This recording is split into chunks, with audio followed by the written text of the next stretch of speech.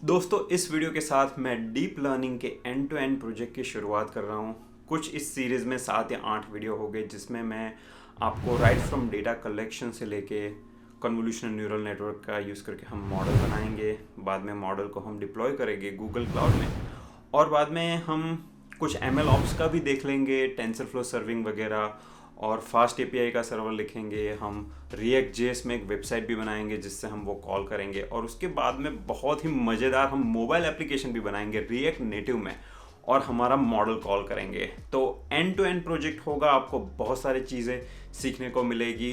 तो सबसे पहले देखते हैं हमारा प्रॉब्लम स्टेटमेंट। हमारा प्रोजेक्ट है एग्रीकल्चर डोमेन में। जो किसान है, फार्मर्स जो आलू या पोटैटो की खेती करते हैं, वो हर साल वेरियस डिसीज़ की वजह से बहुत सारा क्रॉप लूज करते हैं। उनको इकोनॉमिक लॉस भी होता है और बहुत सारे रिसोर्स का वेस्ट भी होता है। अर्ली ब्लाइट और लेट ब्लाइट ये दो कॉमन डिसीज़ है पोटैटो में। जो अर्ली ब्लाइट है वो फंगस से होता है, और लेट ब्लाइट एक स्पेसिफिक माइक्रो ऑर्गेनिज्म होती है, उससे होता है। अगर ये डिसीज़ पहले ही पता चल जाए तो फार्मर्स अप्रोप्रिएट ट्रीटमेंट कर सकते हैं। दोनों डिसीज़ में अलग अलग ट्रीटमेंट होती है, और अगर वो ट्रीटमेंट जल्दी करते हैं तो बहुत सारा लॉस, वो बहुत सारे जो अपना क्रॉप है उसको वेस्ट जाने से रोक सकते हैं। तो क्यों ना आप एक मोबाइल एप्लीकेशन बनाओ, जिस मोबाइल एप्लीकेशन में वो फार्मर को दे देने की, आजकल तो हर फार्मर के पास मोबाइल फ़ोन होता है, तो वो अपने पोटैटो के प्लांट के पिक्चर देगा, और पिक्चर लेते ही उसको पता चल जाएगा कि ये डिसीज़ की शुरुआत हुई कि नहीं। और अगर शुरुआत हुई है तो वो अप्रोप्रिएट ट्रीटमेंट कर सकता है, क्योंकि अर्ली ब्लाइट के लिए लेट ब्लाइट की ट्रीटमेंट नहीं चलेगी, लेट ब्लाइट के लिए अर्ली ब्लाइट की नहीं। तो आपको अप्रोप्रिएट डिसीज आइडेंटिफाई करके उसकी ट्रीटमेंट करना ज़रूरी है। अब एटलिक एग्रीकल्चर करके एक कंपनी है, तो वो कंपनी ने ये प्रोजेक्ट का बीड़ा उठाया है, उन्होंने किया है चलो भैया फार्मर्स की हेल्प कर देते हैं।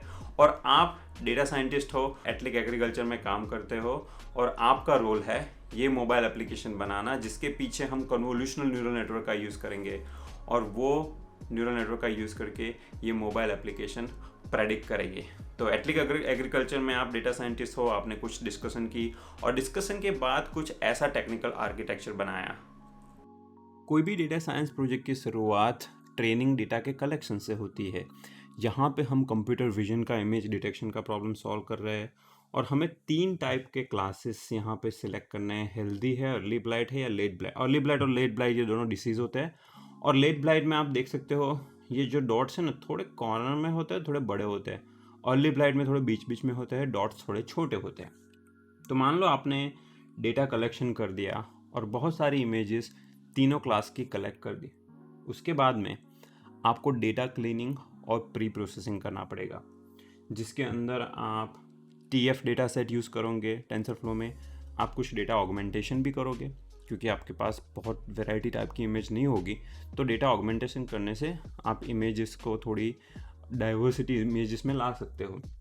उसके बाद में हम मॉडल बिल्डिंग करेंगे, जिसमें हम कन्वोल्यूशनल न्यूरल नेटवर्क का यूज़ करेंगे। बाद में मॉडल को एक्सपोर्ट करेंगे, और उसके ऊपर अब हम ML ऑप्स थोड़ा देख लेंगे। तो TF सर्विंग का यूज़ करके हम एक सर्वर चलाएंगे जो अलग अलग मॉडल के वर्जन को सर्व करता होगा। मैंने TF सर्विंग का सेपरेटली वीडियो बनाया है, अगर आपको उसके कॉन्सेप्ट थोड़े देखने हैं तो आप देख सकते हैं। उसके बाद में हम एक फास्ट API का सर्वर लिखेंगे, और वो सर्वर TF सर्विंग को कॉल करेगा। अब आपको क्वेश्चन होगा कि TF सर्विंग और फास्ट API दोनों लिखने की क्यों ज़रूरत है। तो आप आगे वीडियो देखेंगे तो मैं क्लैरिफाई करूँगा कि इसका फ़ायदा क्या होता है ये दोनों चीज़ें करने का। उसके बाद में हम एक वेबसाइट बनाएंगे, जिस वेबसाइट में आप देखो ये इमेज ड्रैग एंड ड्रॉप करो तो वो प्रेडिक्ट करेगा कि भैया ये हेल्दी है कि नहीं। और ये वेबसाइट हम रिएक्ट जेएस जो अभी हॉट टेक्नोलॉजी, हॉट फ्रेमवर्क है, उसके अंदर लिखेंगे।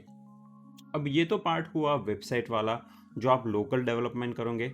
आपका एंड गोल तो है मोबाइल ऐप बनाने का और मॉडल को डिप्लॉय करने का गूगल क्लाउड में।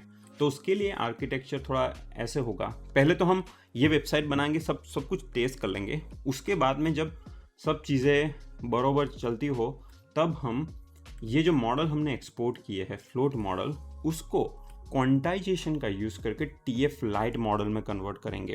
क्वांटाइजेशन से आप जो आपका बड़ा मॉडल है उसको छोटा कर सकते हो और उसकी स्पीड बढ़ा सकते हो। और मैंने क्वांटाइजेशन पे भी एक सेपरेट वीडियो किया है, तो वो आप वीडियो सब मैं लिंक नीचे रखूँगा, तो आप वो देख लीजिएगा। एक बार हमारे पास TF लाइट का मॉडल हो, उसको हम गूगल क्लाउड में डिप्लॉय करेंगे।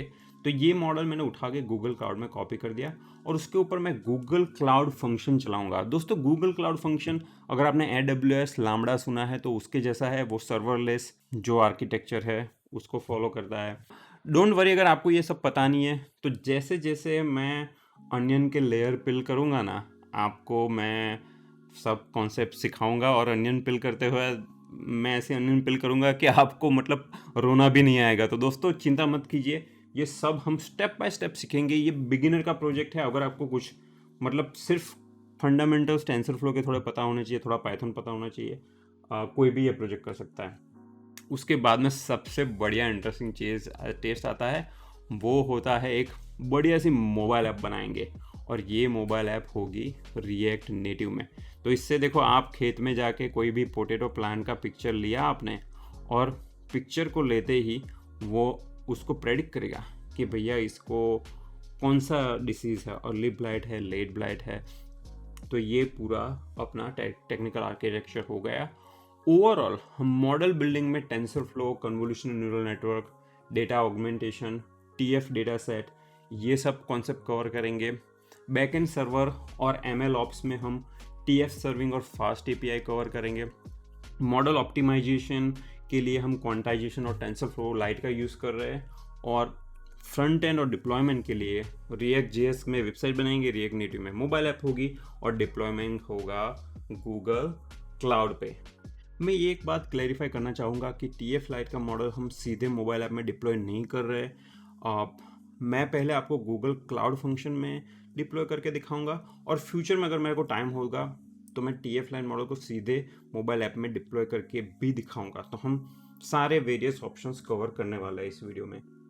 अब कुछ प्री रिक्विजिट है ये प्रोजेक्ट चालू करने के लिए। आपको ऑफ कोर्स थोड़ा पाइथन का नॉलेज होना चाहिए। अगर नहीं है तो यूट्यूब में ये लिखिए और मेरा हिंदी का ट्यूटोरियल प्लेलिस्ट आ जाएगा, जिसमें आप ऐसा है तो टोटल ये 15-16 वीडियो तक देख लीजिए, तो आपका पाइथन का नॉलेज स्ट्रांग हो जाएगा। आपको थोड़ा डीप लर्निंग का भी पता होना चाहिए।